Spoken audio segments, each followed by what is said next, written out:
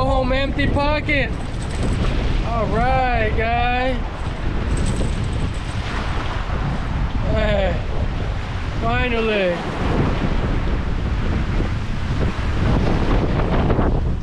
Finally.